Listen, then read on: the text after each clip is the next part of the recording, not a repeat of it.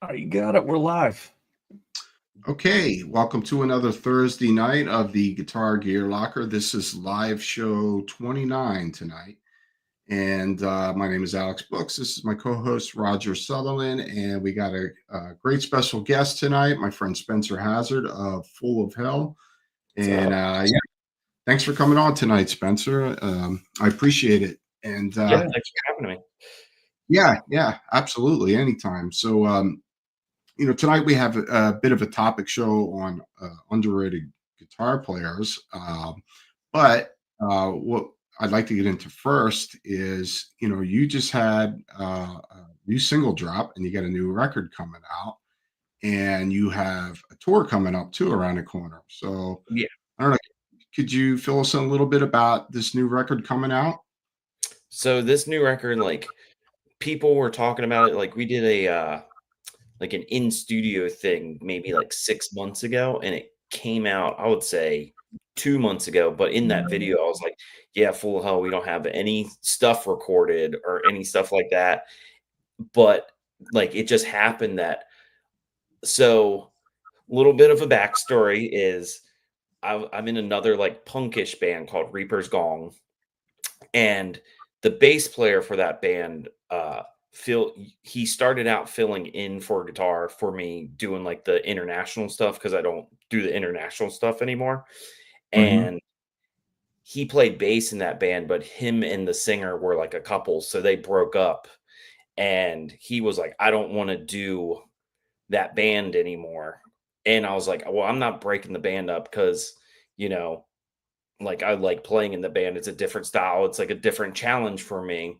But I Sure. had studio time booked for that band and all these songs written, but he like played, like I said, he played bass in Reaper's Gong, and the like he was a like an essential part of the sound because it's like he was mainly doing like kind of like lead fills on bass and like carrying the song while I did more rhythm stuff. But I was like, we had all this studio time book, this whole record written, and I was like, I don't want these songs to die because he, you know, the songs wouldn't sound right without him in the band.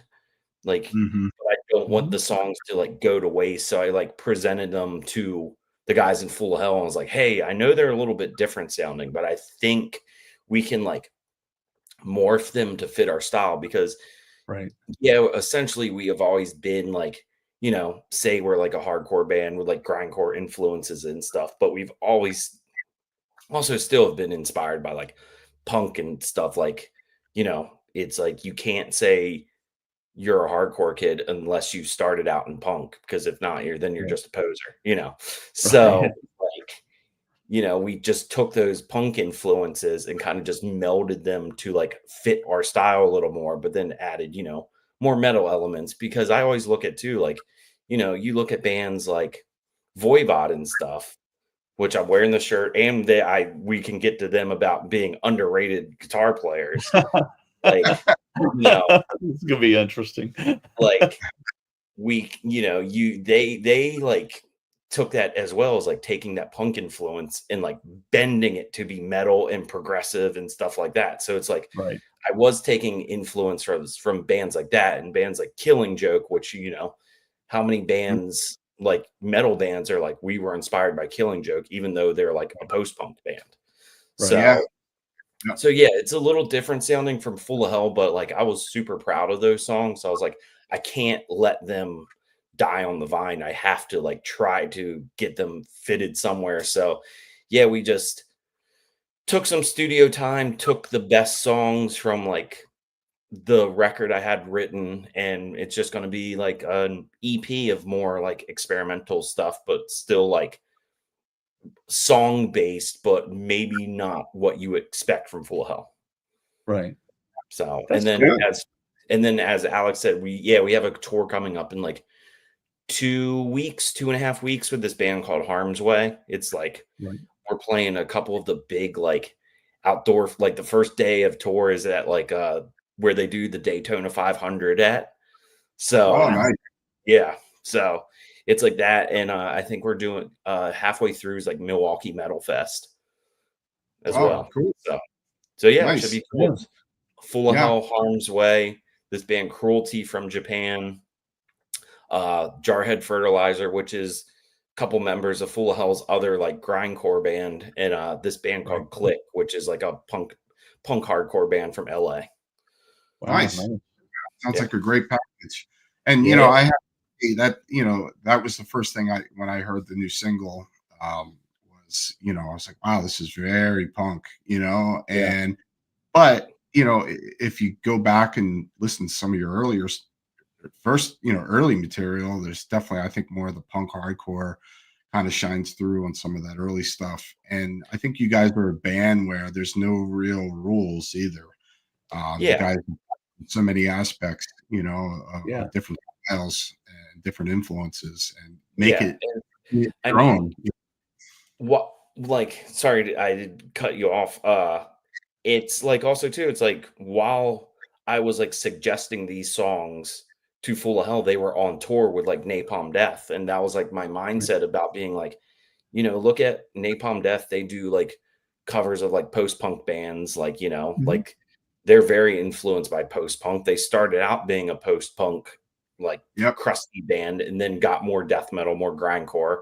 And then even like, like a record like Diatribes is like more industrial sounding and stuff like that. So that's why, like, when them being on tour and me having those songs, like, I was like, yeah, it just makes sense to me. Yeah. I mean, there's something really cool about you not wanting to be pigeonholed and being open-minded enough to try different things and then make them your own, That's really cool. Yeah. I feel like it's like, and that's like, we like, this is all tying into like what the topic's about, but it's like, look at a band like Immolation. They don't really fit into place. So like, yes, they're a death metal band, but look at like the way Bob plays guitar. It's like, completely unique, and they make it fit. And it's just like, that's why you guys are tried and true and been a band for as long as you have, compared to like some of the newer stuff coming out today, where it's just like, they've written 2 or 3 records. Like, where are they supposed to go with writing, chuggy riffs that just like sound this like Obituary or Bolt Thrower? Yeah. And I always felt that was boring to, be in a situation where you're just kind of going to repeat yourself over and over again. I always kind of like to think forward and just say, what else can I do? Where else can I take this music? Whatever it is, that I'm doing. And so I agree, but I guess let's move on to the subject of tonight's show, and I guess I'll get mine out of the way. Wait a minute. Let's explain the rules. Are there rules or no rules? No holds barred. There's no rules. Yeah. Okay. Yeah. Because I went a different direction. I told Alex, I cheated. I told Alex a little bit before you got on. That's not what I was bitching about when you got on. Yeah. That's for later. But no, I figured you all would go one way and I went a different way. So, well, okay. Let's see.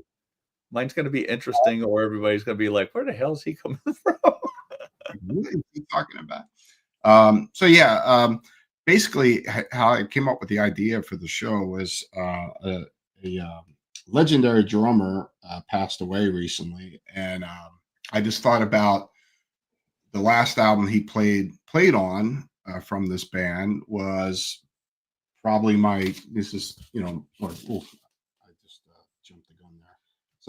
It's Judas Priest, and the album is Denis, which came out in 1979. This is my first Judas Priest record that I bought, and my favorite era of Judas Priest is in the 70s. But this was Les Binks that sadly passed away, and I would consider him the best drummer that Priest had. But the reason I bring this record up, and this is a live album, but as far as, and not that even heavy metal really existed in the 70s, what it became in the early 80s. But Judas Priest, I felt that they were the band that made heavy metal. You could say Black Sabbath, but they made it heavy metal. But guitar players, KK Downing and Glenn Tipton, um, they're extremely well-known guitar players, but you never hear them in the same context as Jimmy Page or, Eddie Van Halen or these guys that are, the guitar guys. And Right. what I always felt was,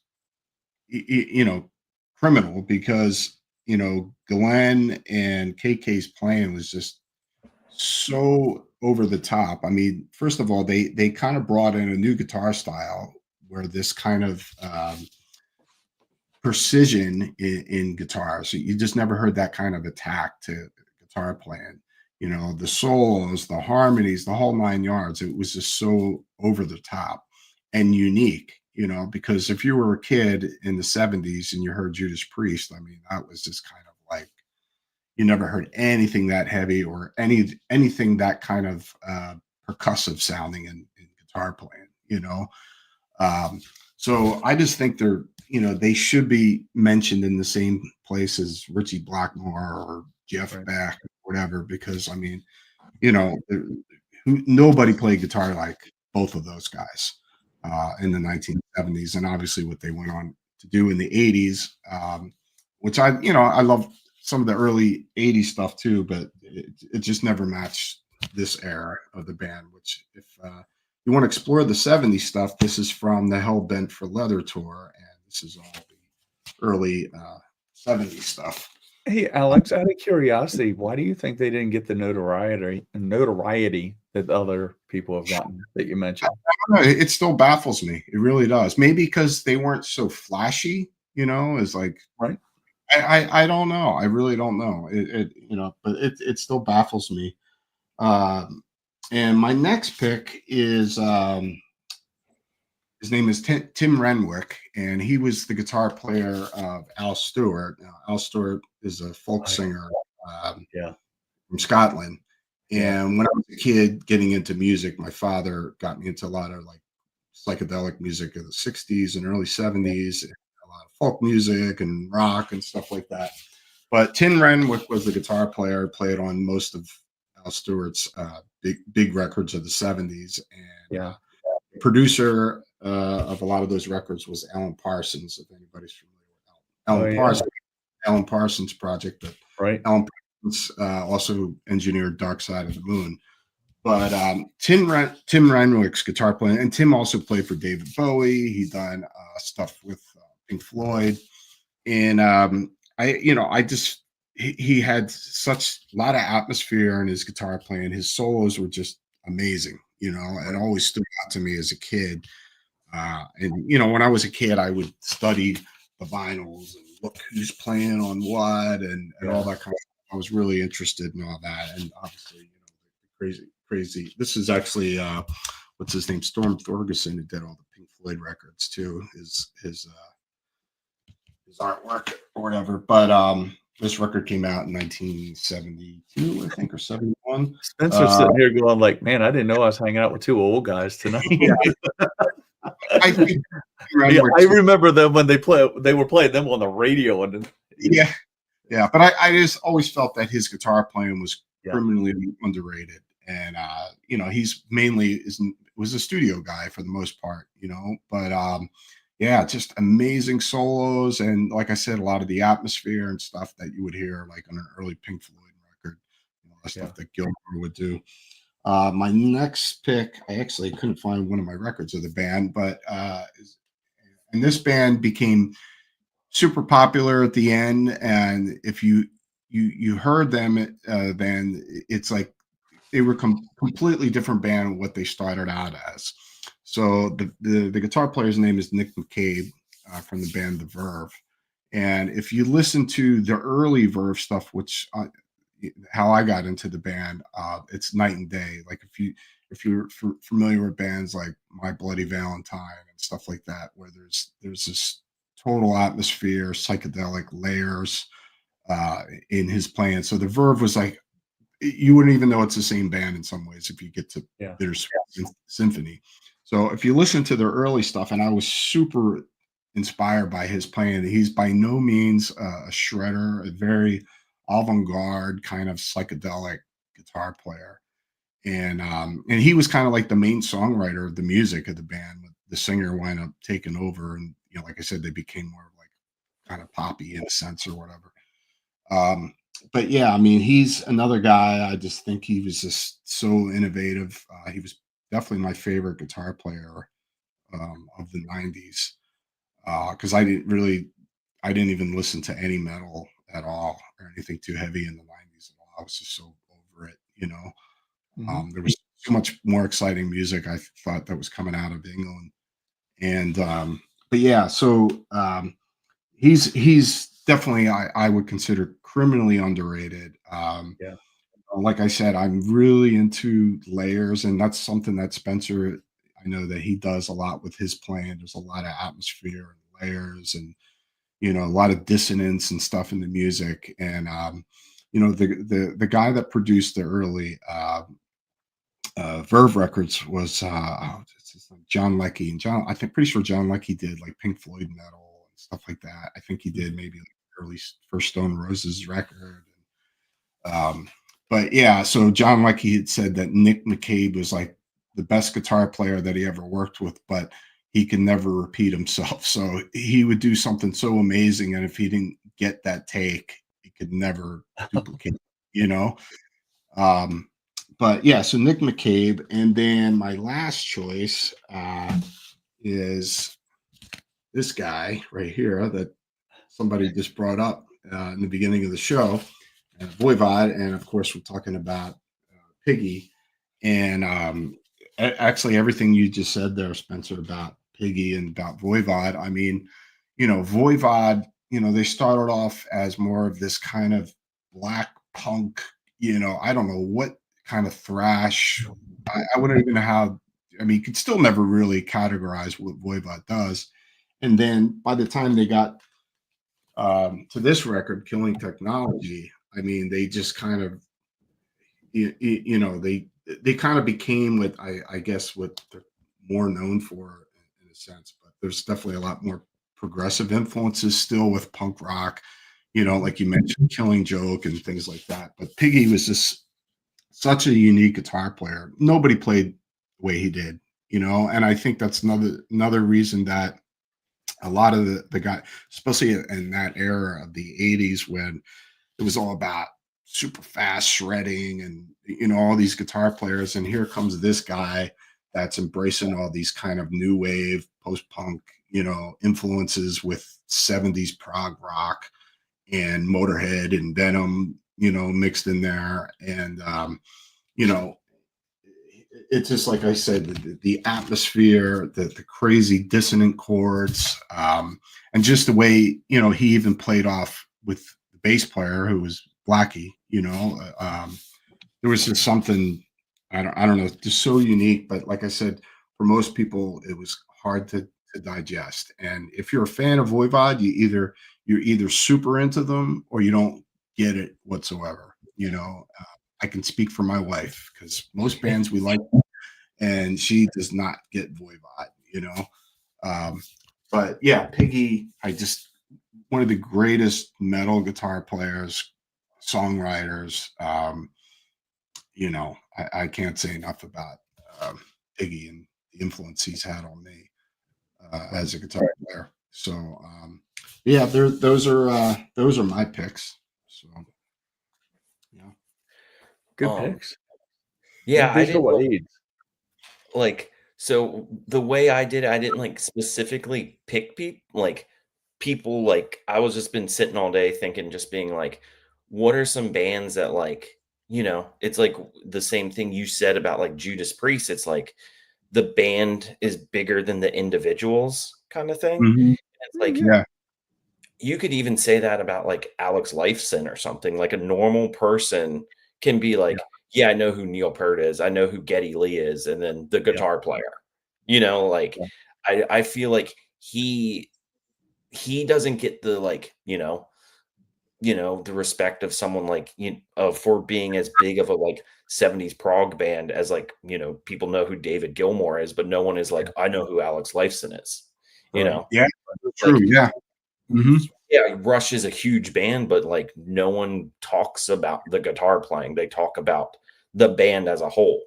And then Yeah. I was also too even thinking about like of just like the era of like guitar god people, you know, like Clapton, Jimmy Page, stuff like that. And it's like no one understands how technical and crazy of a guitar player that like Mark Knopfler is. You know, Yes.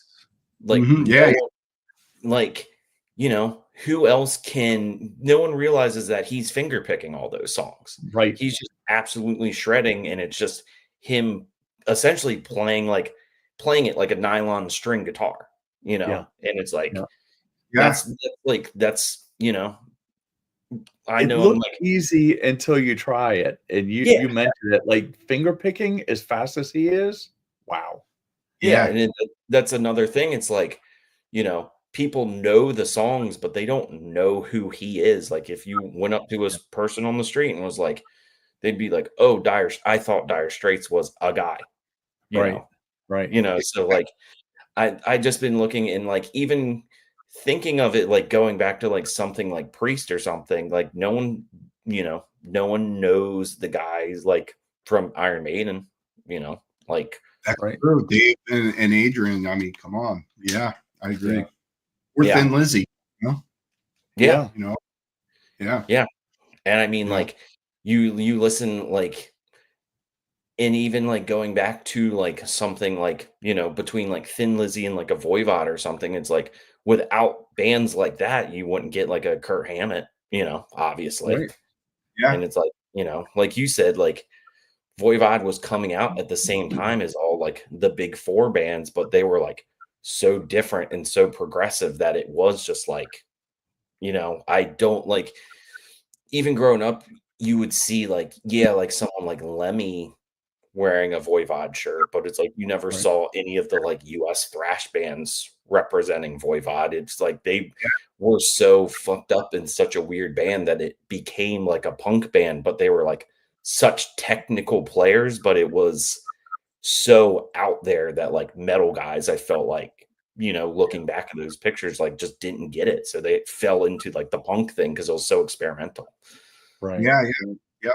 Yep. And you're right about the Voivod thing too. Even for me, um, I bought the second album, Roar, when that came out, and that was my first Voivod record. And I was reading about them, and I'm just like, oh my god, this is going to be insane, which it was. But that record was just and that's probably their most fucked up, chaotic record. And Yeah. it was so fucking nuts that it's like Slayer was like tame compared to that, like Yeah. in certain of trying to like take it all in, like and that Roar record was just like, what the fuck is going on? This is just insane, I Yeah. mean, it was more fucked up than some of the more extreme hardcore shit that I was listening to then. And it wasn't until Killing Technology came out, which was the next record, that I just fell into the band. Then I went back, and could understand War and Pain and Roar more, the insanity, especially of Roar. That's just fucking insane, that record. But But that yeah, even for me, it was hard to kind of digest, at first. Yeah, but even like too, like you bringing up like, yes, Slayer is like fucked up sounding, like especially like, you know, hearing that for the first time, but it's obviously that Kerry King is just doing what the fuck ever on his guitar for that stuff, where it's like you listen to Piggy and he obviously understands like avant-garde music, progressive Yes. music, like theory and stuff, and it sounds like there's like an old interview like with Dave Grohl talking about it being like Voivod sounds like Piggy is playing the wrong notes, but he's just like twisting your ear to make it like seem like the stick out compared to the rest of the band, but he's like in key with everybody. Yeah. Yeah. Wow, that's a cool description. He's spot on with that, Yeah. And but yeah, it just it's still to this day. I mean, and just besides Piggy as a guitar player, the whole band, it's just still just baffles me that people just don't they don't realize the genius of Voivod, Yeah. Yeah. And like another guy, like going back to like, you know, that era of like 70s proto metal stuff, like no one gives Uli John Roth credit. Like I remember showing my friend who's like real into like the new era of like shredding technical players like Guthrie Govan and like stuff like Yeah. that, and showing him like Uli John Roth like on TV with the Scorpions, and he's just like, what the fuck is this guy even doing? Like, what is this kind of thing? And Yeah. it's just like, like people know the Scorpions, but I don't think that they realize that he was in the band. They think of like, Michael Schenker or the Yeah. Schenker brothers or whatever. So Yeah. Yeah, that's true. I Yeah. mean, people don't even know that 70s era even exists. Even like Bob, I'd just be like, dude, you got to listen to the 70s Scorpions. Forget that 80s shit. It's yeah, just like with Uli, and even like Uli's first 2 solo records, just unbelievable. And when you heard his guitar playing, it's kind of otherworldly sounding. The way, because nobody played guitar like that either. There was definitely that classical kind of influence, but like some of it just, I don't know, it was just the way he tracked the guitars too when he did the solos on those 70s records. It was just like, didn't even sound like from this universe or something like that. yeah, and Do it's you? like, oh, sorry, go ahead. No. Go ahead. I was gonna say it's like, you hear Yngwie Malmsteen talking about being influenced by like Richie Blackmore and stuff, but it's like it's more similar to Uli John Ross stuff I than agree. Richie Blackmore's. Right. Totally. I totally agree with you. Yeah, absolutely. Alex, Yeah. you mentioned, listen to people and, that most people would know like Scorpions and some of these bands, Pink Floyd. They caught them late. I'm going to mention one in a couple minutes. It was way cooler in the 70s and the 80s. Something happened to those bands that were like super cool in the 70s and they got to the 80s. Do you think it's like because they felt like they had to conform to like Jefferson Airplane to Jefferson Starship, for instance? Like they Yeah. felt like they had to be like, we have to be Starship-y now. And they become Starship. They went from It's in Jefferson. Starship, yeah, building cities. We built the city stuff. And then Yeah. coming from where they were in the 70s to that. But do you think that's because they just felt like they had to conform or the record companies or Oh, I wouldn't doubt it. society? That producer comes in and like, we're gonna make you. We need a big hit from you to Yeah, whatever, sustain your career or whatever. But yeah, I think the answer honestly is because like, think about all those bands changed their sound when MTV became a thing. So it's like yeah, they good have to point. be a Yeah, band that's like, yeah, they're metal, but still, I mean, Rock You Like a Hurricane's a pop song. yeah, yeah, yeah, yeah, yeah.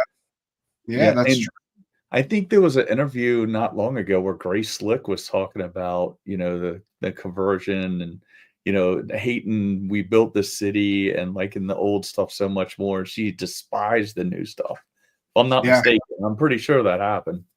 even bands like Heart, it's just like Yeah. a couple of those big hits in the 80s that they had, and it was just such a a drastic change from the more Zeppelinish style Yeah. influence style that they had in the 70s. Yeah. Um, but yeah, I think that was across the board with a lot of those bands. I mean, Yeah. who really kind of, I don't know, who kind of stayed the course, to try to keep pushing forward. Right. You know, Yeah. in the 70s and the 80s. Yeah, Maybe I Jeff mean, Beck. We like, interrupted your list, Spencer. Sorry. but even like going back, like saying like, because even Judas Priest, had to do like Turbo Lover and stuff like that. But I Yeah. feel like, I mean, out of all those bands, like Iron Maiden, made their songs longer and more proggy, and That's they true. were just like, fuck it, we'll just do what we need to do. Yeah. Yeah, Yeah. yeah. I agree. Maiden's definitely the band that just kind of is a big kind of fuck off, and we're just Yeah. going to do what the fuck we feel like, Yeah, And even like you said today, it's just like, all right, got 20-minute songs, and the album is like 2 hours long. They got to have the double record, which I think is great because especially for a band like Maiden that's been around since what 74, 75, something like Yeah. that, and for them. And another thing I've heard some of my friends complain about, oh, they played their new record live, you know, and I'm just like, fucking great, you know. It's just like they're not a nostalgic band. They're still, you know, enthused about new music, you know, and they don't want to repeat themselves and they want to play their new fucking album, you know. So I think Yeah. it's great. So, yeah. Who else do you have? Oh, I mean, like I said in the beginning too, like when it comes to like death metal stuff, I think like, Bob doesn't get enough credit at all for what he does. Like, you know, yeah.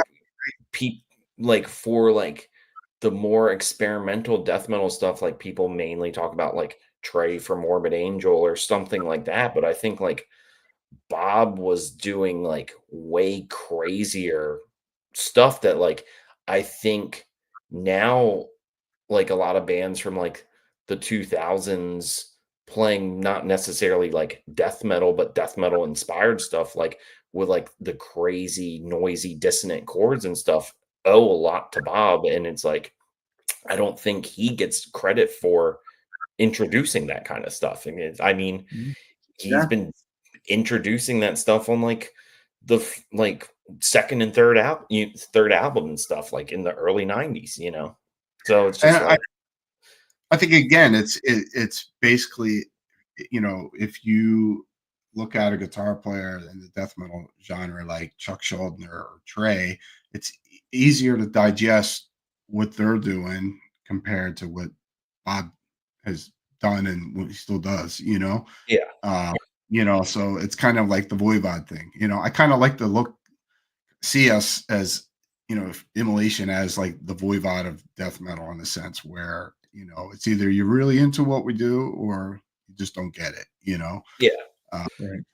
so yeah, yeah, you definitely can tell like with like a Chuck or something, like the lineage that he got, like you can trace that to like early, metal stuff and like more progressive rock stuff. But it's like with Bob, it's like he obviously was just I feel like he has a similar mindset to how I play guitar about being like, hey, it sounds cool. I'll throw it in the song.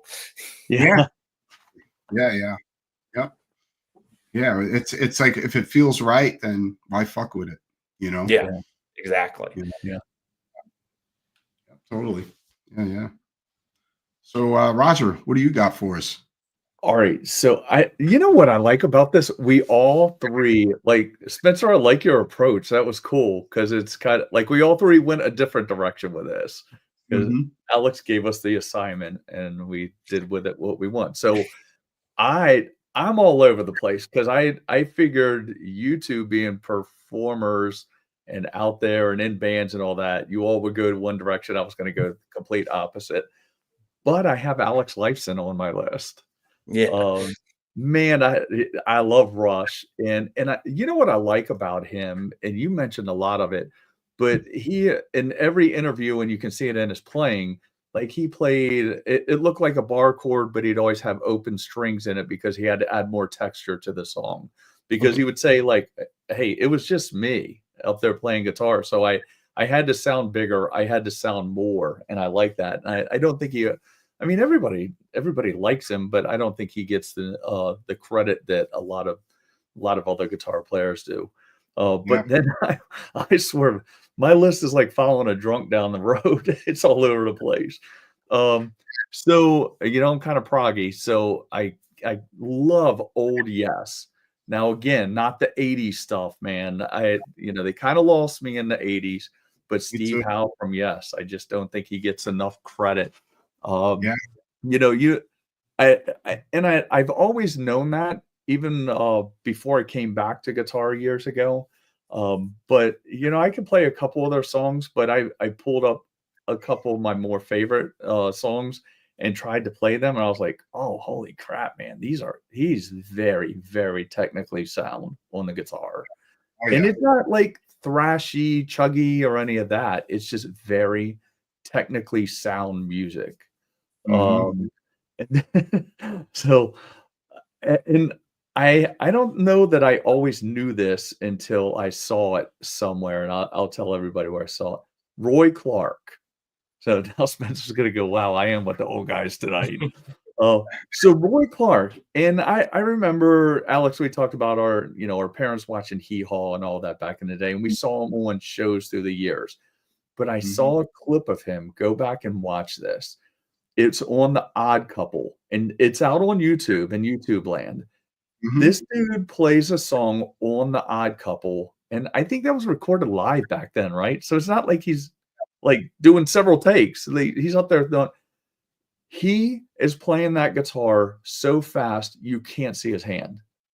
So, and at that point, I was like, so when you mentioned this topic the other day, I looked up some of his songs, and good God, some of the stuff he plays is just incredibly fast, and it's all clean. So, and it's not necessarily all country. It's all over the place. Some is the one I'm talking about is also it's almost like country, classical, flamenco, but super fast. You know the one I'm talking about.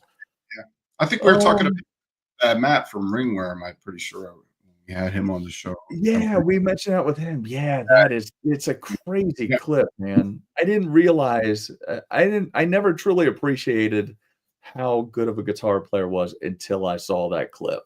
And I to interject real quick, talking about that time, like that era of music, like look at like people don't actually realize that like Les Paul was a real person. It's a guitar.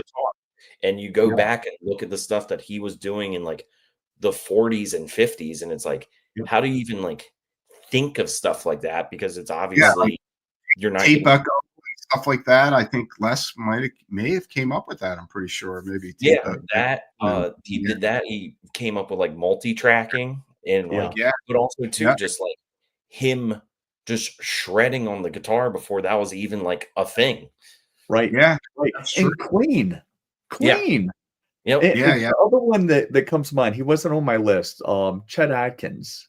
Yeah. You know, when you mention Les Paul, I kind of think of those two, you know, in the same vein. Chet Atkins was really good back in that day. Another one from back, I'll just knock out from back in that day because, you know, I looked at a list and I had forgotten about this guy, and you know, we were talking about the movie isn't Jerry Reed. I mean, we all know him as an actor, but he was, and the interesting thing about him, talking about Mark Knopfler playing, you know, finger picking, Jerry Reed used the metal finger clips, you know, and played super fast like that. I always kind of looked at him like a comedian, and you know, playing in what was it, Smoking the Bandit? Yeah, playing it. I always looked at him as an actor and comedian, but then, you know, I saw him on a list. I was like, oh, let me go back and look at some of his stuff. Good Lord, he was good. The one that I've told you about a lot, Alex, is Brad Paisley. Brad Paisley's really Spencer. Have you seen him? Yeah, and like my wife's not really into like music and stuff, but it is a situation where it's like, you know, she knows that name obviously, and I tell her, I'm like, he is right now like probably one of the most like technically proficient guitar players, and it's just, you know, shitty pop country, you know, but you see him live and he's just, it's like how is he even like, you know, he's singing and doing stuff like that too. Just shredding. And he can also play, I've seen him do, I don't listen to country, but I've seen him on stage obviously, and I watch some of his stuff. He can play rock and roll also, and he's really good. I mean, that dude can shred. Another one, Nile Rodgers. You know, I think that he's another one we don't hear a lot about. I will go sort of like today guitar players. So with Polyphia, you hear about Tim Henson a lot, but you don't hear about Scott Lepage a lot. Both of those guys are really good guitar players, and I know you all probably don't listen to that. I was introduced by a customer one time, and man, it boggles my mind how those two play guitar. But you know, you always hear about Tim Henson, but you don't hear about Scott Lepage, super sound guitar player.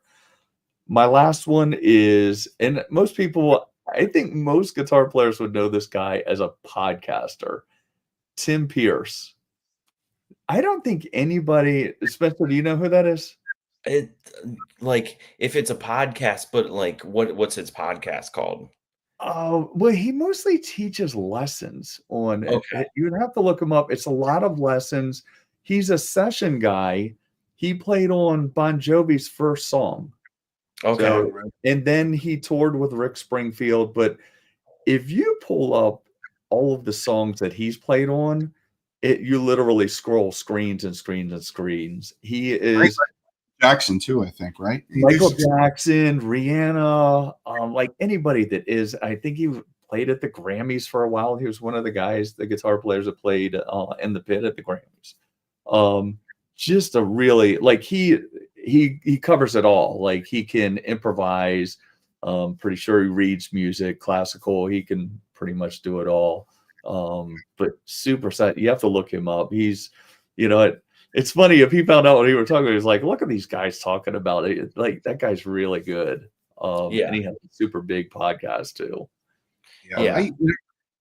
I just thought of somebody else too that is from the 80s, not a shredder, complete opposite of that. And I'm sure Spencer will appreciate this guy as well. And it's Justin Broderick of the Godflesh. And he was, the guitar player in Napalm Death early on. And, he kind of took the Swans and probably, even Killing Joke, influences, stuff like that.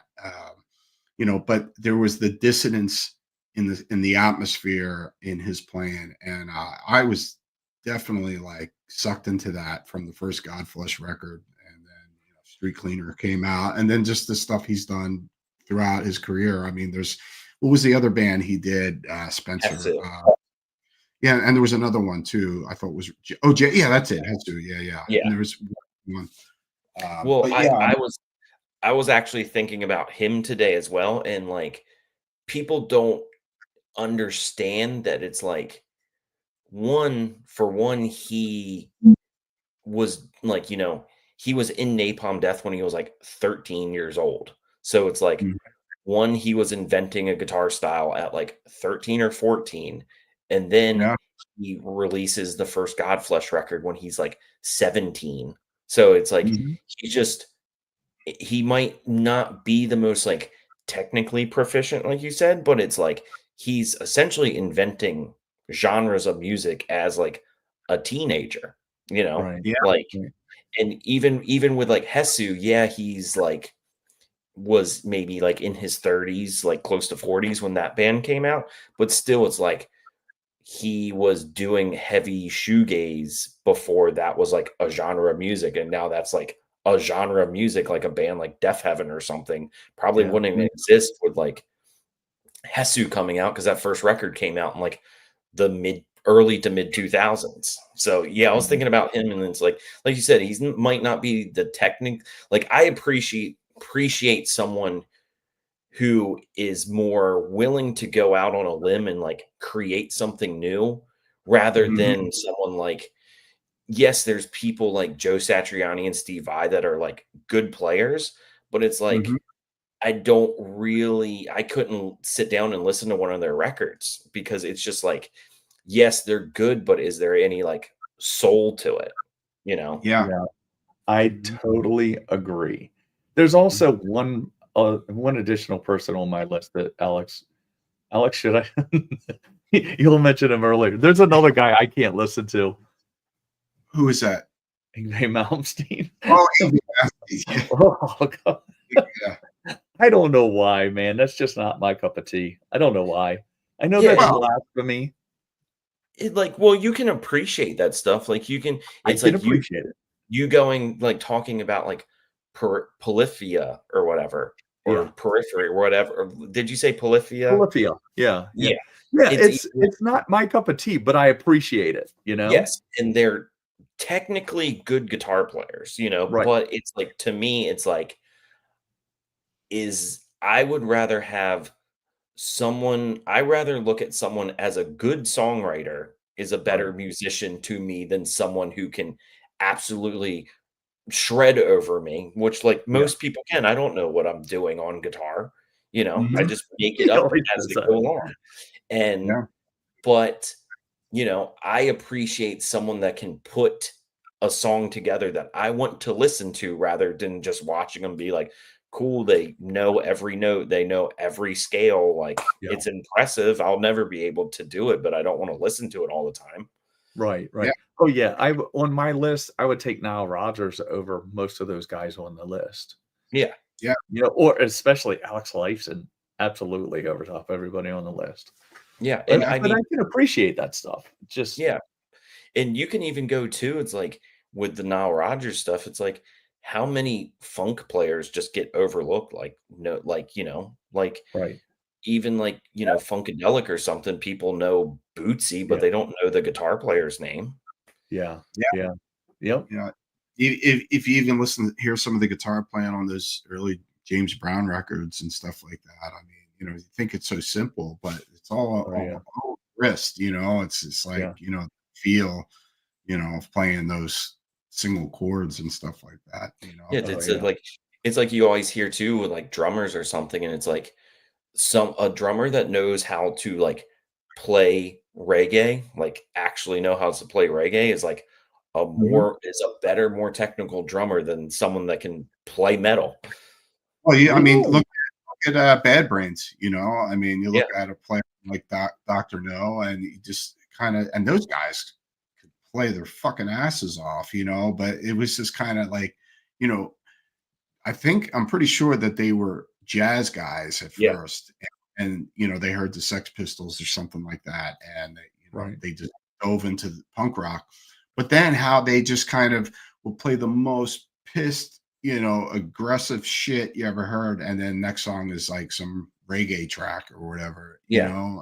and Well, I and I then was guitar playing, like it was this kind of like fusionish solos mixed in with the super aggressive punk, Yeah. Um, yeah. Yeah, because I was also thinking too, because it is Dr. No on guitar, right? I always get him mixed up, like the bass player's name. Um, mhm. because yeah, it's like, you listen to like the Roar cassette and it's just shredding fast, like punk rock, but then you go to something like Eye Against Eye or The Quickness or something, and he is doing like Vernon Reed type, like funk shredding into like punk Yeah, rock. yeah, Right. totally. Right. Yeah. Mhm. Yeah. So, if you all had, and man, I know this is tough because I've been sitting here thinking about like who I would say. So, if you had to pick your top three favorite guitarists, who would they be? It's I so tough. honestly, I know that. I like, I, because that's like the double-edged sword with me as like a guitar player. And two, like I said, like I would rather listen to, like I said, a band that as a full band, Yeah. you know, is better than the one single person. And it's like you Okay. could say that about Judas Priest, like going back to that, it's like maybe those guys aren't known because they make the band as a whole and no one individual person, you know, Mhm. does that. Yeah. Because it's like, I mean, a lot of my inspiration with coming up with guitar stuff is listening to what the drummer's doing, like I Oh, like yeah. listening to like the drummer of a band because then I'm like, oh, that's why the guitar player's inspired by that. But it's like, I know that's like a cheap question to like get out of like listing it and stuff, but it's like honestly, like I've never No. truly had like a guitar hero. Like it's always Yeah. just been like bands as a whole that inspire me more than the one Yeah. individual person. Yeah, Right. well, and I was kind of that's where I was going, like, I don't know if I had to come up with 3, I don't know who they would be. I mean, obviously, Jimi Hendrix would be on the list. But then there's so many other ones I love listening to, how do you narrow Yeah. it down?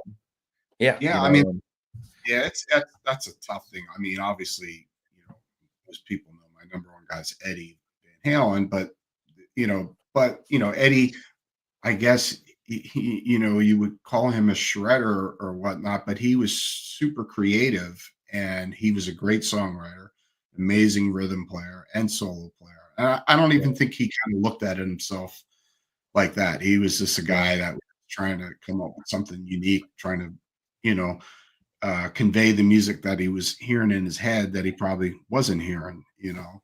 I mean, man, that's not, you know, there's Dave Gilmore, there's Tony Yeah. Iommi, obviously, and Tony Yeah. Iommi isn't a shredder or anything. He's just Yeah. it's all heavy riffs and play with a lot of feeling.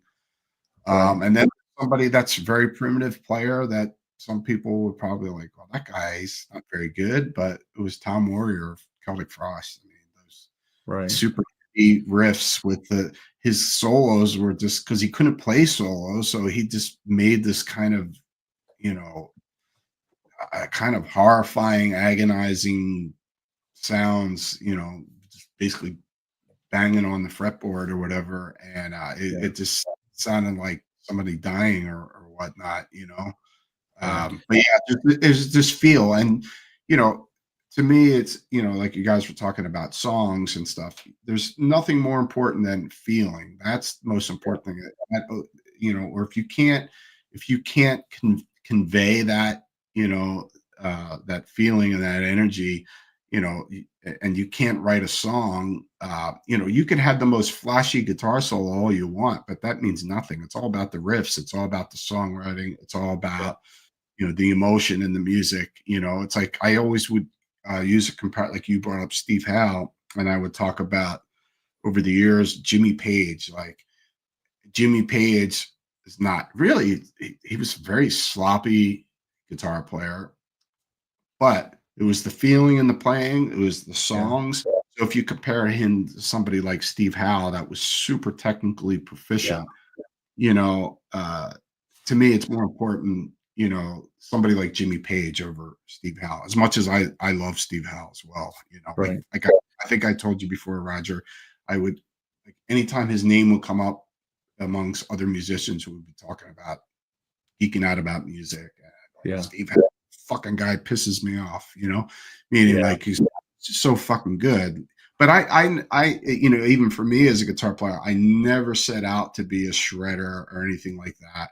It was all about, you know, writing music, and just being the best I could be at that, you know, and at playing rhythms. I got thrown into the solo world because the other guy was just like, "Oh, you got to do it," you know. And, okay, I got to play solos now.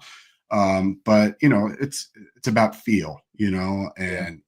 and just being, you know, trying to be the best that you can be as a player without, you know, because when that whole 80s shred stuff started happening, I took a slight approach to it at first, and then I was like, this is boring. I'm more concerned about writing killer music, you know, than Right. sitting here all day long practicing arpeggios, you know, 8 hours Yeah. a day. But You Hey, like know? you have going, a couple comments. Evan Oh, said he's fashionably late. Cheech came in. He has, so believe it or not, my list was getting too long. Jeff Healey, I had on my list. I mean, you figure that guy, some of the stuff that he was laying down, and his guitar was laying down, and he couldn't Bob see. too. I always Yeah, dug into his playing too. yeah. Mike well, McCready, Alex Lifeson, yeah.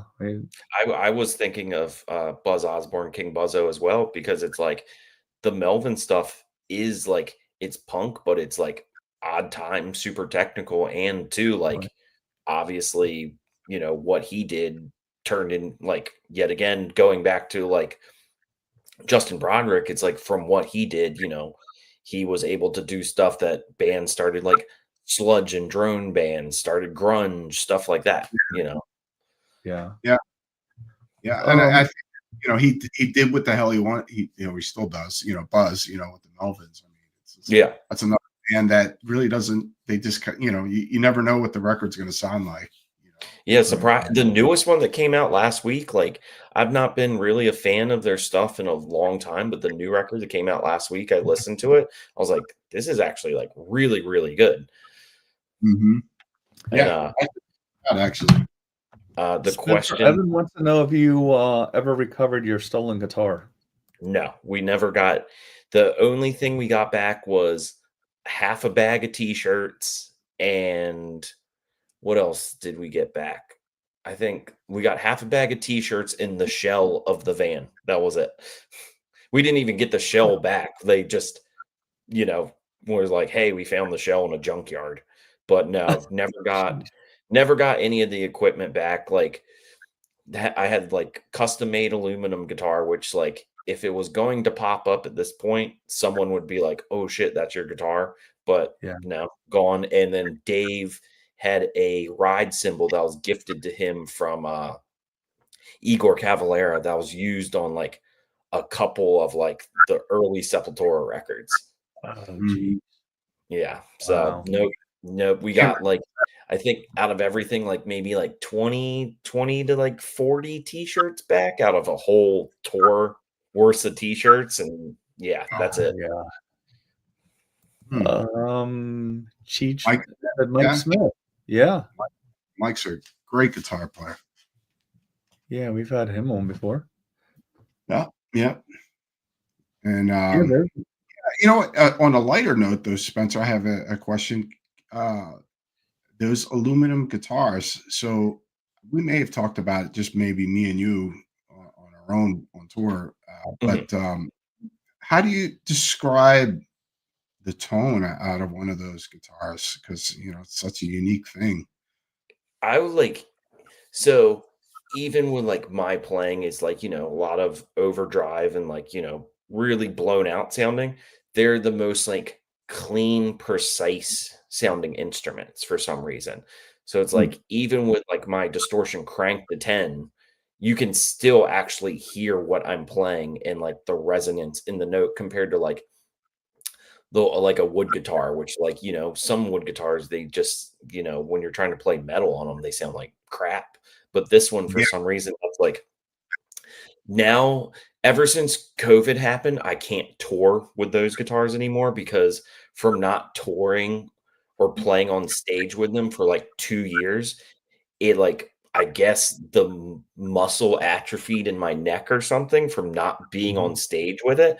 So now it's like I can only record with them because anytime I've like gone to band practice with them, it's like after like 10, 15 minutes, like I can't get the speed on it like I can with like a lighter wood guitar at this point. Yeah. So it sucks because those guitars sound amazing and they're really fun to play, but it's just like the weight, and they're not even that heavy. It's just like kind of the weight distribution of like there's not a lot of neck dive, but it's still, you're going to have a little bit of neck dive. So when I'm trying to play like more technical stuff on like the first 4 frets, you still have to like counterbalance yourself, and I can't do it anymore. Like, and it was just that 2-year break of like constantly playing them like from before, then taking a break and then getting back on stage with them. It's like I can't do it anymore. It's just like something like is pinched in my neck now. Yeah, that's not good. Yeah. Let's see. Evan said he was just responding to your guitars. He said he thought they'd turn up with it, like you said, with it being one of a kind. And Mike is like, crazy. Like I'm sorry. My wife is just like, it's probably in some kid's closet somewhere outside of Atlanta. And it's like, that's why it's never shown up. No one ever took it to a store or anything. It's probably just in some kid's bedroom somewhere. So maybe like 15 years down the road, but yeah, it's like Billy Corgan, he got his old Strat that he recorded Wet Gish with. And, all these years later, it was just like somebody's closet or whatever, and somebody steals something, they don't know what to do with it. Or even was it Peter Frampton? He got his Les Paul from I think that was in Panama, actually, because I think it was in like 1980 or something like that. And it was like in between flights or something. Does that make you all reconsider what you all take on tours? Both of you? It does now. Like, because like he's like, now it does. Yeah. Well, besides that, I had that guitar and then 2 backup guitars because I knew on that tour we were playing at a couple outside venues. So I was like, if it's chilly, like it's hard to play the aluminum guitars because the neck doesn't warm up. So I brought that was like my main guitar for if we were playing inside, and then I had like a couple Fenders as backups. So, or Yeah. like, I wouldn't play it and just play the Fenders on like the outside gigs. But even the two, like, well, not the one Fender was just like a cheap, like Jazz Master, just like one of like the beginner Jazz Masters. But the other Mhm. one was like a weird, like one off model that they made. And it Right. was like more sentimental to me because like I had taken that guitar to South America and I had Right. taken that guitar to Japan. So I had like a bunch of like the backstage passes like stuck to the back of the guitar and all over the case and stuff like that. So Yeah. yeah, Yeah. that guitar, like you can still find them on Reverb, but it's like not mine because it had the sentimental value of being like, yeah, I got to play this in front of like a few thousand kids in Brazil or whatever. Yeah. It's like Yeah. that one hurts too. Yeah. Yeah. Yeah. So now That it's like guitars, it's like ones that I'm like, if they get broken or stolen or something, like, yeah, it's gonna suck, but I can just go to Guitar Center if I need to and replace it kind of thing. right. Right. What do you have going on with guitars now? Um, well, we started working with that new company, Dunable. Yeah. Um, and I was like a hater for a while on them. Like, Uh-huh. I don't like the US ones, but they Uh-huh. started doing like a Korean line, which is the same factory that they do like the import Paul Reed Smith stuff. Yeah. And they sent me a couple of them for this upcoming tour, and I've been playing them for like the last 2 months or so, and I like absolutely love them now. Like Really? the import ones I love, and then still just using Jazz Masters that I like soup up and put like, humbuckers in them and stuff. Yeah, yeah. Yeah. Now what are you doing to the Dunables? Are you Nothing, just keeping stock pickups in it? keeping them stock. They just Yeah. have like I don't like I've never really been like one of those guys that like knows being like, oh, it has to have these pickups, these pickups. As long as it sounds good, Yeah. I'm gonna Yeah. play it kind of thing. And like I think they're just kind of like I know the one is definitely a little bit hotter than the other one, but they still kind of just sound like a type like a Gibson Yeah. standard pickup, like a humbucker. But Right. yeah, they sound really good. They play awesome. They stay in tune very well. So I'm excited to Yeah. like actually bring them on tour. Yeah. I Oh, was nice. just surprised you kept the pick. I figured you'd have, like, holes where the knobs used to be. Like, you Yeah, left that's I have one that's only in pickup in some. it. What's that? That's only in some of my guitars, but I honestly like swear today I was thinking being like maybe after this tour and I get a little bit of tour money, I get the a different shape of Dunable. And I was like, would it be cool if I took out the neck pickup in it and had it kind of like a little bit open? I was like, honestly, was thinking that driving around work today. Yeah. Yeah. Alex, you and I have talked about him before. I keep saying, "Man, I need to wind him a set of P90s." Yeah. So, if I come out to OC, I'll wind a set and bring them out to you. Yeah, that'd be awesome. Because I mean, Oh, yeah. I already have way too many guitars that like sound the same. So I need a couple different, Yeah. Yeah. configurations. I love I like to experimenting. overwind them a little bit. Well, I like to overwind them a lot. Get them a little gnarly sounding. Well, gnarlier sounding. Um, Alex, you getting anything new soon? Uh, I do actually. Yeah. We got a tour coming up that I hope should be announced in the next couple of days. But yeah, I have a not a V. It's a Horizon model. Mhm, It's an LTD, so it's called the 87 series. mhm, So it's basically a reissue of the 87 guitars that they put out back then. So it's a candy apple red because Mhm. enough dark colored guitars. And yeah, it's a hum single coil configuration, and it's actually my favorite picket configuration. It's a hum mm, single, and especially Roger actually put together my old 80s ESP, and we it's got like new brass block, FU tone stuff, new bridge.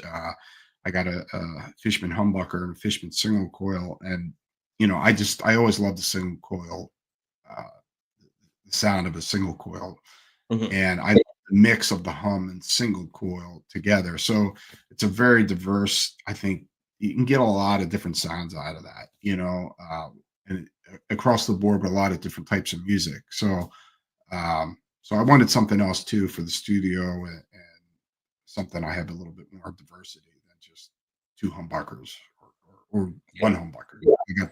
And I love the single coil. So that I should have that next week. So gotta get it set up, and I'm gonna bring it out on the road. The V's will make a comeback for the end of the year. Yeah, the V's won't go. I mean, there's a whole line of them behind you. Yeah. Anytime there's a cool new ESP or LTD shape, I always message Alex right away, and I'm like, "When are you getting this one?" Right. And he usually knows what I got my eye on too. He's like, "Let me guess, this one right here," and I'm like, "Yeah." So, what do you have your eye on, Spencer? Other than the Dunables? I mean, at this point, I collected all of my Chase guitars. So there's one Jazzmaster. I got both of the signature ones from the guys from Sonic Youth that I wanted when I was I think they came out when I was 17 or 18, and they were expensive back then. 15, 2008 or 2007, 2008, $1,500 was still pretty pricey for a guitar compared to what 12,000 today dollars. Yeah. Well, I found I had got the one off Reverb a couple months ago, or last year, and then I found the one I've been looking for forever. Finally popped up in Mexico, and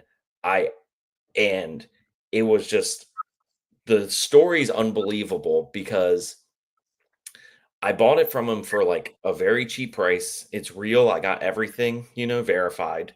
I called Fender and got it all verified, but someone figured out the international tracking number, and tried to get it diverted to another country and tried to steal it from me. What? Because it was stuck in customs for a couple days. So I called the customs office and I was like, "What is going on with the guitar? I haven't heard any updates." And they're like, "Well, we got a notification from this email saying that you canceled the order and it's getting sent back to them." And I was like, "What's the email?" And they told me, and I'm like, "That's a French email address." I recognize it from going on tour in Europe. I recognize the whatever company they use in France. And I messaged the guy on Reverb, and he's like, "No, I haven't done any of that." So luckily I called them that day and was able to get the guitar resent back to me without it getting stolen. I have no idea how these people were able to figure that out and get it diverted. And then it got stuck in customs. Once it got in the US, it got stuck at the customs in Nashville for 4 days. And it was the whole thing that you always hear about being yeah, you're not allowed to have rosewood from certain years travel internationally, but the guitar wasn't rosewood. But I had to prove to them that it wasn't rosewood. So I spent a whole day. They were like, "You need to figure out the genesis and the whatever of the wood, and you need to figure out." And I was like, "Well, I know it's whatever, ash body, maple neck." And they're like, "No, you need to figure out what the genesis is and what the other male species of the wood is. And you need to figure out where it was sourced from and whatever." I'm like, "This guitar is 15 years old. How am I supposed to do that?" And they're like, "Well, you need to figure it out." And it's I wish I still had all the screenshots of the paperwork I had to fill out, but it was having to do biology homework to be able to get this guitar out of customs. I had to call Fender and try to find a guy that had worked there at that time period to be like, all right, insane. so what? That is insane. I'm sorry. They were like, all right, so we sourced the body from in tree from India, but the neck was sourced from like some forest in like Indonesia, but the fretboard is a different material that we sourced from this and this and this. And yeah, but I got it. I got the guitar. And yeah, ever since then, I'm like, I'm never ordering a guitar internationally ever again. But or anything else, man, it's tough. yeah. And this was all before any of this, like, tariff bull crap. Yeah. It was like I had never dealt with that situation ever. And like my wife would come with me and we'd go to like the FedEx center that was like at the small local airport by us and have to talk to them and be like, hey, what do we have to do? And they're like, I don't know. Of course, it's so weird when I had to deal with customs when I was dealing with the Vega Trim company. Who Vega Trim is very good. I don't want this to be anything against them. Awesome bridges. It's just hard when you import stuff. When it gets to customs, when it gets here, it gets very difficult. But the other thing is, Alex, this is a part of the show where I like to bag on people.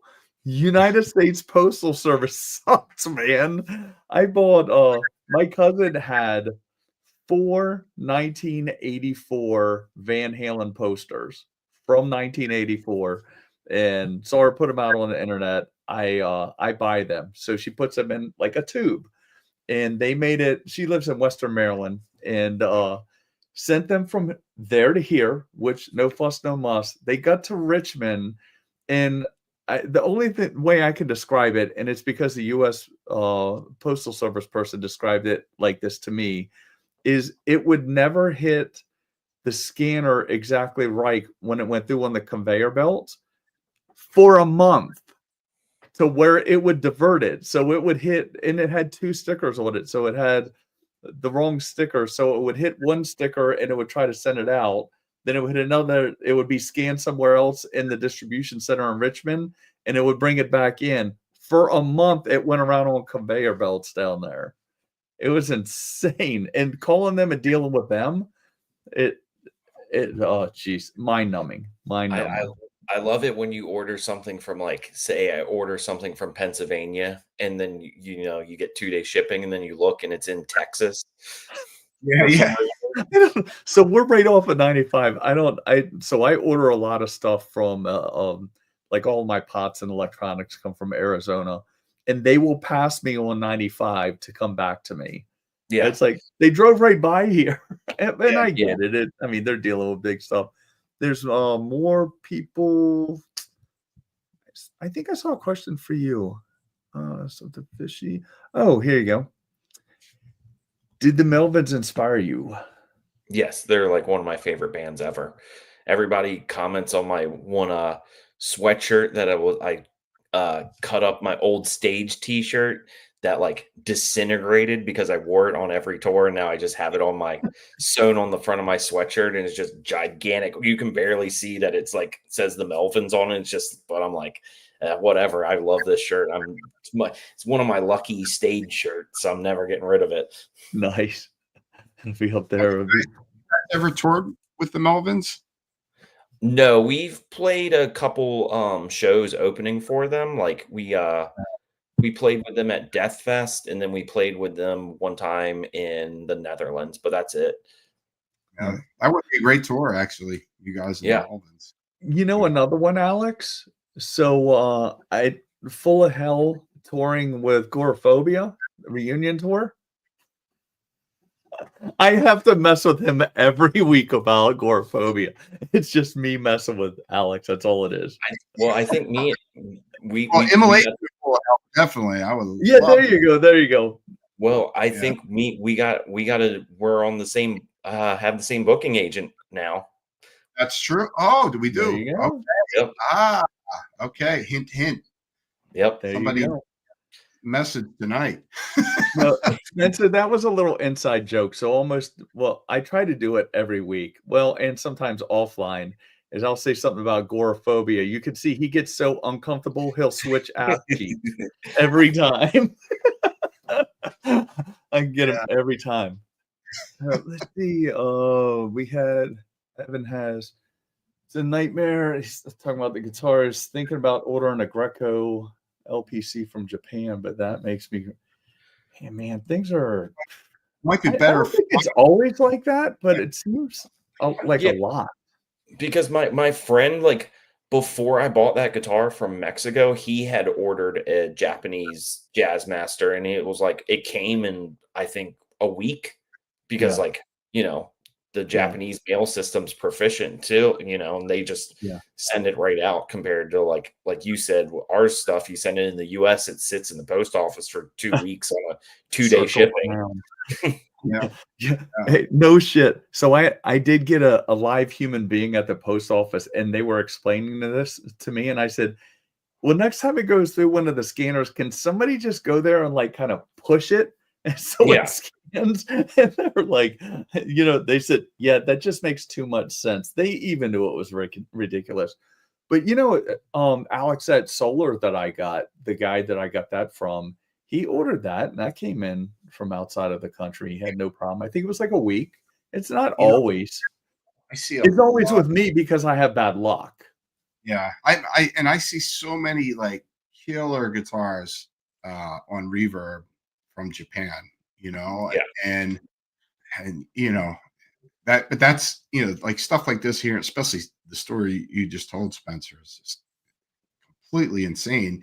But you know, that kind of stuff worries me, you know, because especially, you know, you spend decent money for something, or it's something that, like I said, like I'll see certain guitars, especially in Japan, that something that's kind of rare and obscure that I like, and you know, it's like, wow, it's a good price for that, and you know, included with the shipping, and you know, you just kind of worry about, you know, taking chances. But then again, Roger, you know, it's like ordering stuff within the U.S. you know, have, and I had my guitars recently. I think it was the last tour we did for a whole week, stuck in Newark Airport, and I couldn't get a straight answer from anybody, and nobody wanted to do anything about it. Yeah, like, no, the guitars are there, they're there, you know, and it's just like, well, we don't talk to this person, and we don't talk, and like nobody communicates, nobody wants to do anything, and meanwhile, your shit just sitting there, you know. Well, I mean, most of the problem is somebody told me this. This is a ex-fire guy that I used to be in a fire department with. He was like, you know, we just need to keep in mind that there's a whole group of people in the world that are just there to help you not get shit done. Like, they're there to just make it tough on you all the way through, man. Well, yeah, we can talk about the airport thing. I mean, we've definitely had it where it's like, you know, you have to sit at the airport for an extra 2 hours because they're like, well, they put it on the flight after yours, and you're like, I got to sit at the airport. But like I said, I don't do the international stuff anymore. But the tour of Napalm Death, Dylan got food poisoning right before the flight. So as they were waiting for everyone to go in, Dylan had to like run in the bathroom and throw up, and the stewardess heard him do that, and they kicked him off the flight. But they kicked him off the flight. But since everybody was there at the airport to check in, like, I mean, I know Immolation will do like separate travel, and some of the guys will travel together, but it's like as a party, it's on the one person's name. So Dylan got kicked off the flight, and all the bags were on his name. So everyone else got to Europe a day before Dylan, but he had to go back to the airport and recheck 13 bags of like you know, travel amps, guitars, cymbals, you know, the backdrops, all of that stuff. Wow. Yeah. You know, that brings up a similar story to me. Is last year we were in did a tour of South America, and I got food poisoning. So by the time I was, you know, flights, you're flying for 6-7 hours on a flight. You're back and forth in and out of the bathroom, just sick as hell. So I remember we got to Santiago, Chile, and I basically had to just try and compose myself going through security to act like I was completely fine, even though I was like literally dying, because I knew if I came across all fucked up, who knows what they would have done with me. I probably wouldn't have got in the country or whatever. So I handed over my passport, and luckily the guy that really didn't ask me shit. This was like, and then it was just like, all right, now I can die now and go to the hospital. But yeah, that sucks, man. That's part of when we did South America, as we landed in Peru, they changed the law about something with visas. So we all had to time ourselves out to be like, okay, you guys go and then let 5 people in between us. And then you guys go and this, and just being like, oh, are you guys in a band? And we're like, no, because apparently Incantation had flown there before us and they got arrested at the airport and held in custody. Yeah.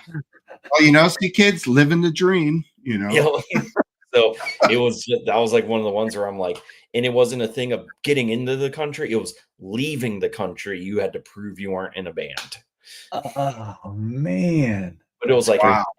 As we were at the ticket desk, our promoter, the guy that was going with us, was like, all right, I just got a text, because it was like all the bands, he was coordinating with 4 or 5 bands, and then all the bands would play at a festival at the end of the tour.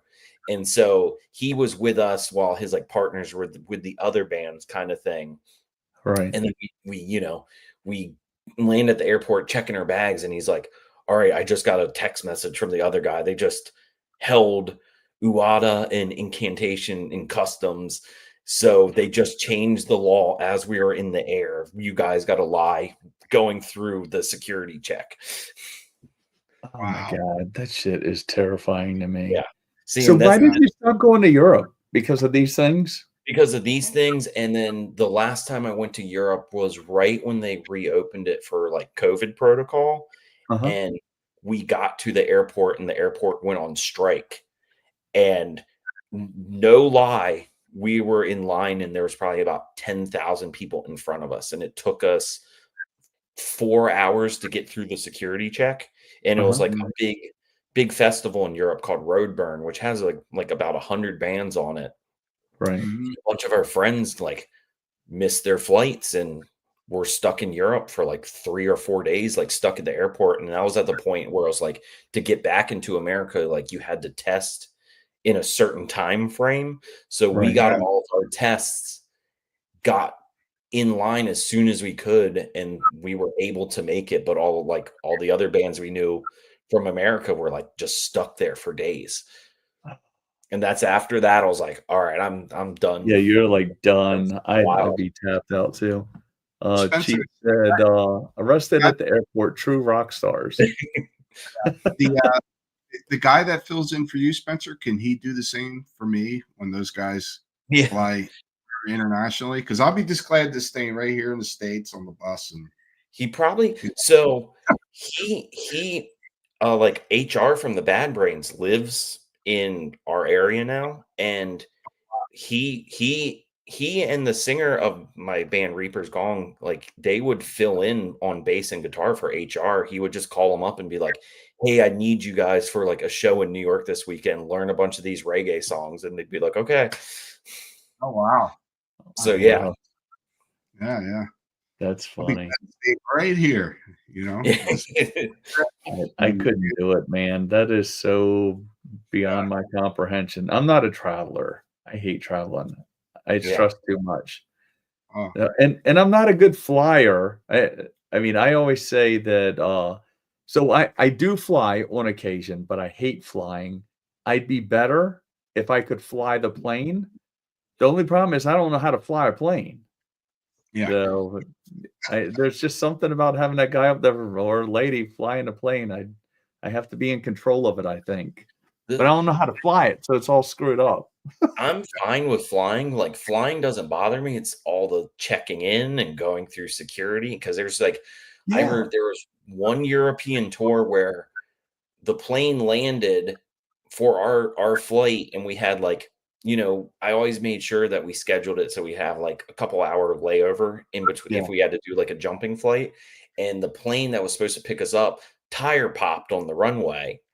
So they got like a flat and they're like, "Oh, we got to change the tire." And so it's like we made our flight, but like to get through customs in Germany to get to our flight home, it's like you have 15 minutes to get through customs and then run. The plane landed in A and our terminal was in Z after we got through customs. Always. Yeah. Every time. Yeah, every time. That's the same thing for me. It's just like, all right, your connecting flight is 20 miles away. Yeah. And you got 5 minutes. You got to run there right away, Or it's always good when you go to like Heathrow or something where it's like its own subway system. So it's like, all right, you get through customs that takes like, make sure you get to Heathrow like 4 hours before your flight because it's going to take an hour and a half to get through customs. Then you get through customs and it's like, all right, I got to figure out the subway system that's inside the airport. And then you get to the place and it's like, actually, your gate changed. So you got to go all the way back. Yeah. Oh my God. Well, that's living the rock star life right there, huh? See, that's what I always say too. I'm like, I'm like, it's the longest travel, but like I would be fine with going to Japan because, you go to Japan and people are helpful. It's easy to get around. But then you go to like Europe or somewhere where it's like most people speak English and it's like, can you help me? And they're like, oh, go fuck yourself. So really? Yeah. Why? Is it just like it's just like that? But in Japan, like they know you're a tourist and they're like, all right, well, let me help you kind of thing. Yeah. Oh, geez. I was telling Alec, I mean, this has nothing to do with anything guitar related, but so my 22-year-old daughter is flying out to the Midwest and going through Chicago. She's only 22. She's 5 foot nothing, and first time flying by herself. So I told Alex, I was like, I don't know if we're ever going to see her again. I think she's going to end up in Alaska. A poor girl. We're worried parents right now. It's our daughter's first time flying. She's doing it for her job too. But I tried to downplay it with her. Like, it's not going to be a big deal going through, security and all that kind of stuff. Or going through Chicago. It's not a big deal. And she's like, oh, okay. And I'm like, yeah, honestly, it's not. The first time I ever flew was my first European tour. I had never been on a plane before. And I was the oldest one in our group, and I was only 21. So oh geez. Yeah. Dave, our drummer, was 15. We wrote a fake contract to give to the Board of Education in Maryland to be like, yeah, this is like a cultural experience. I think that story. That's crazy. Oh, that's funny. Hey, Cheech has it figured out. So this would, Alex, here you go. I would go places like this. Get a private jet, problem solved. See, if I could just do away with TSA wanting to be real cops and they're not. If I could get rid of that and the security and feeling me up in bed going through security, that's okay. But the whole airport, man, I just can't do it. It's just, I stress out for a week before it. I'm a mess by the time I get there. I'm okay once a plane gets in the air, I think. One of the things I hate the most about touring. I hate airports. I hate everything about it. It just drives me nuts. My anxiety levels through the roof, always, especially coming home. Because I just want to get home, and it's always an issue coming home. It's just like, all right, flight's been delayed 7 times, and and where there's like you said, it's like where it's just like some failed place. Like I hate Frankfurt Airport. It's one of the most hated places on earth. And the most rude people, and it's just like the lines are always the worst. And it sucks. I mean, on stage is great. Everything else is just a fucking heart attack. The largest part of our audience for this podcast is in Frankfurt. All 12 of them are bad. I'm sorry. That's right. I've been to that airport as well. I think it's the worst is the airport in Brussels, because that's, even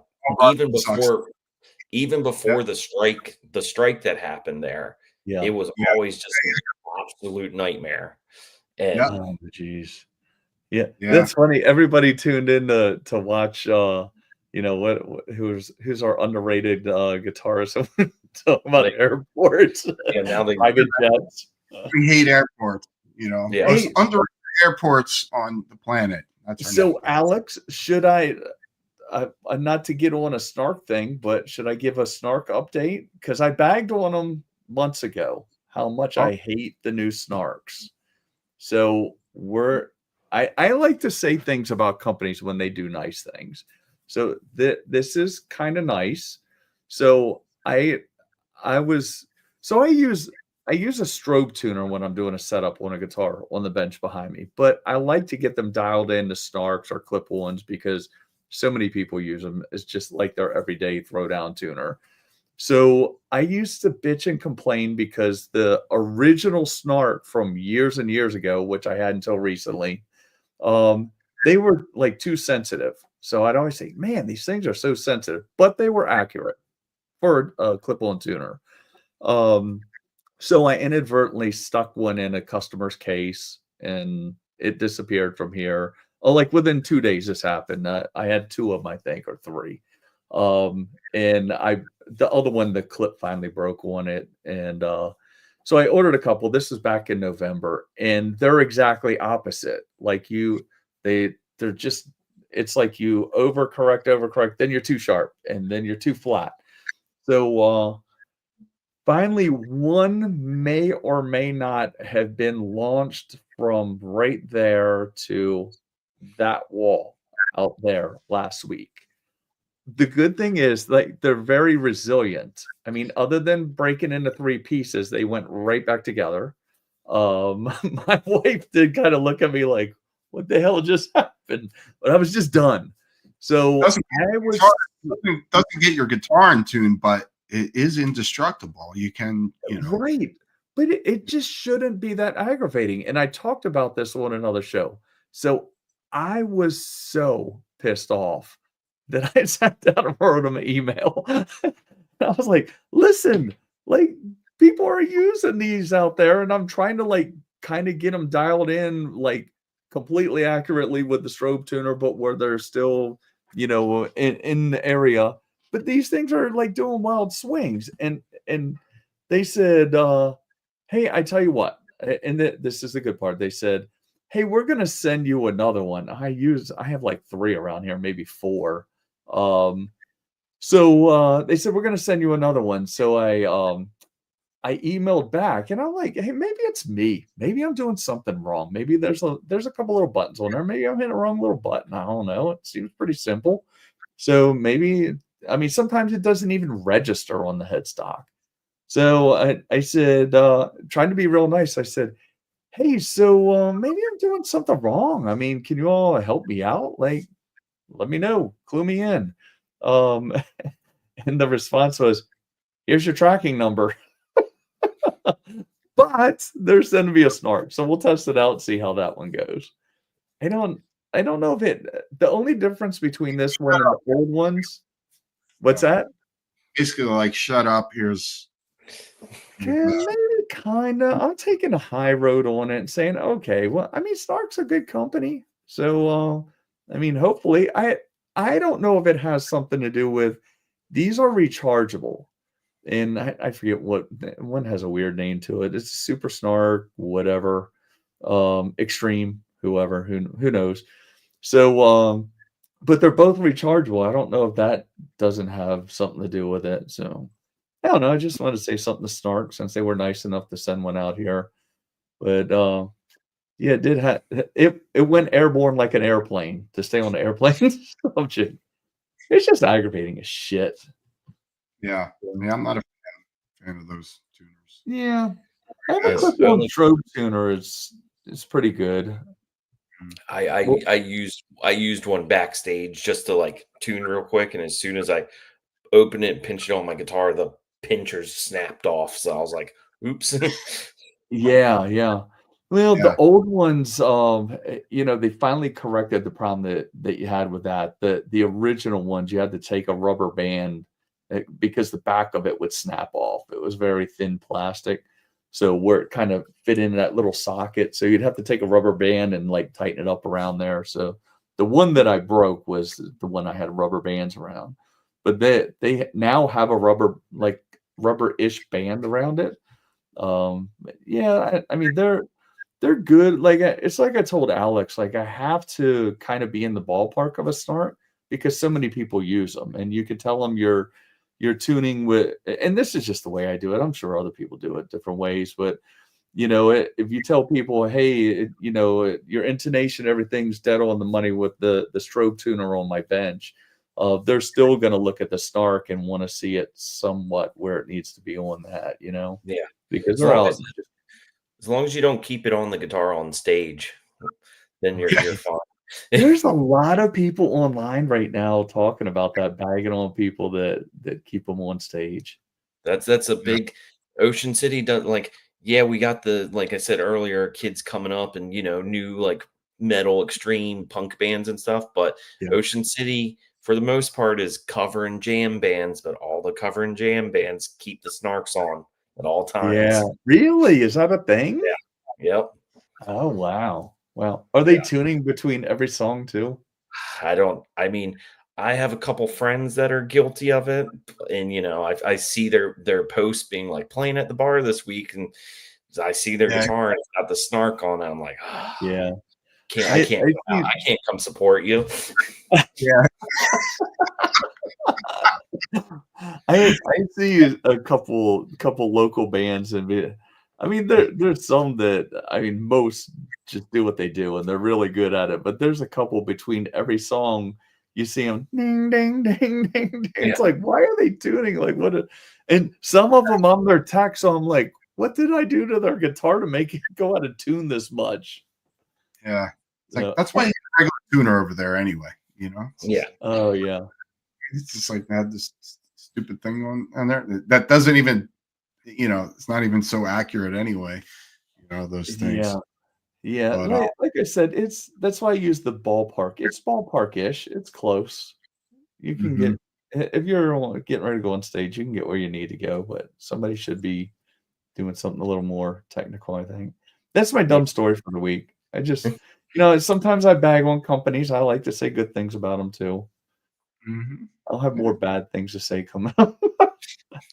We'll see what happens when you get the new tuner. Yeah. We'll listen on that. Well, you know what? If this one doesn't work out, you'll know because I will display pieces of it after the hammer. I'll put it in a vise. You do it right live on the show. Yeah. Yes. Yeah. You know what? I mean, like right out of office, or is it Office Space? And they got the fax machine, and yeah, we could do it like. Remember, was it Gallagher with the big mallet? Yeah. The watermelon. Like, so dramatic. I don't know. What else do you have, Alex? That's pretty much it for me. I don't know if anybody has any questions before we're out, but before we do go, I just want to ask you again, Spencer, when is the release date of the new Full of Hell, and if you can give us the tour dates as well. I think release date is May 16th, and then first day of tour is May 15th. I think the first day is the festival Welcome to Rockville. So it's like I said, that big festival at like the Daytona 500 place. Yeah. Who's playing that? Anything else cool that stuck out to you? I know it's I can't remember who's playing our day. I know it's like a 4 or 5 or like 3 or 4 day thing. So it's like we play and then we got to drive to the next show. So I don't even know how long we're going to stay, but it's like, yeah, we got to leave a couple days early to drive from Ocean City down to Daytona. And then that's first day of tour. So, right. Well, nice. good stuff. Should be good, man. Should be Yeah. killer. Yeah. And thanks for coming on again. It was great Yeah, having you. thanks for having me. It's fun. Spencer, Fun as always. Yeah, Not man. in interview style. Yeah. We didn't hit you with questions this time. Yeah, this is BS. All right, you want me to shut it down? Everybody good? No questions before we go? All right. Yep. So everybody, thanks for joining us. Like and subscribe wherever it is down there. Yep. Cool. All right, guys. See you next week.